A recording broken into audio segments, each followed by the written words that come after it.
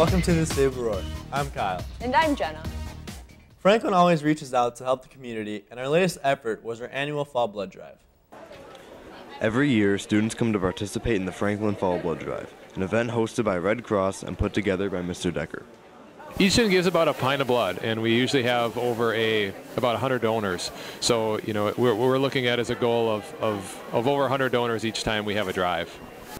Students that are over 16 give blood from 8 a.m. to 12:30 p.m. on the day of the drive. The scheduling is spread out to prevent student overcrowding. After students get their blood drawn, they wait in the multi-purpose room until they feel well enough to go back to class. With over 50 local hospitals needing about 800 units of blood each day, FHS has surely made a difference in someone else's life.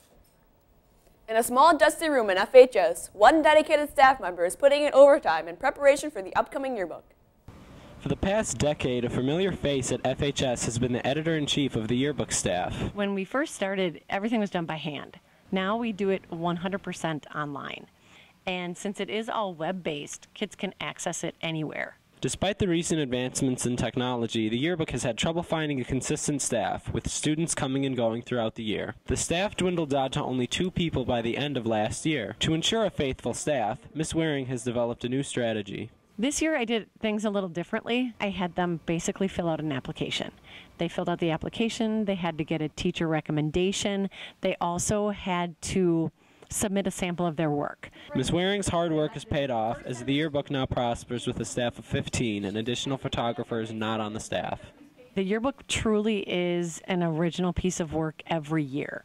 It's a great place to publish your work and yet include the entire student body. Be sure to order your yearbook by January 3rd online if you're interested. The language department decided it was out with the old and in with the new, as AP classes were replaced with the CAPP program.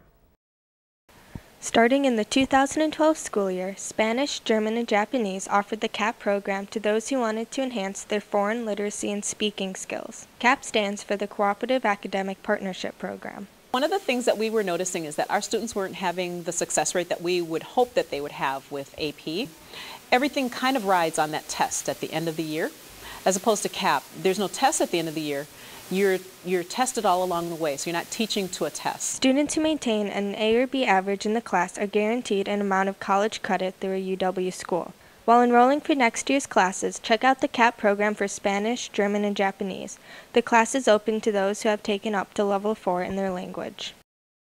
Students can enroll next year if they fit the requirements. Students from FHS, along with schools in surrounding areas, had a chance to browse colleges at the annual education fair. This fall's Wisconsin Education Fair provided FHS students an opportunity to browse universities from all across the country. It's definitely an experience where you can kind of almost window shop for colleges. It's really great to just look around and see what colleges offer your major and what the requirements are. Representatives from each college answered questions students had and offered information about their school. Wisconsin Education Fairs are wonderful because it brings a whole bunch of different colleges and universities, not only from the state of Wisconsin, but neighboring areas. For upper and lower classmen alike, the fair plays a key role in making the switch from high school to higher education. Whether it's your first time looking at college or university, or maybe it's your senior year and you're kind of narrowing it down, just kind of a great one-stop shop for all that information about the college process. Do not fear, underclassmen, for the fair comes every fall. With fall in full swing, FHS held its annual Harvest Fest this year, hosting students from area schools. This year, Harvest Fest was held in the multi-purpose room, hosting 135 kids with disabilities from 16 other school districts.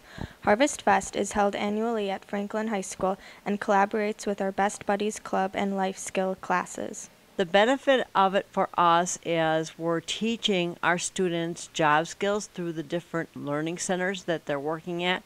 We're also teaching them collaboration, working with their best buddies, and we're also teaching them to increase their communication skills as well as giving something to others. The Palms team also contributed by teaching kids dance moves and hosting the Thriller dance booth.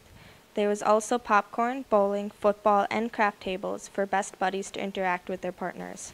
If you're interested in helping out with Harvest Fest next year, make sure to see Ms. Jensen for the details. Each fall there are new additions to Harvest Fest, so make sure to check it out if you're interested. Well, that's all the time we have for today. I'm Jenna. And I'm Kyle. Stay tuned for penguins jumping into a small pool of butter.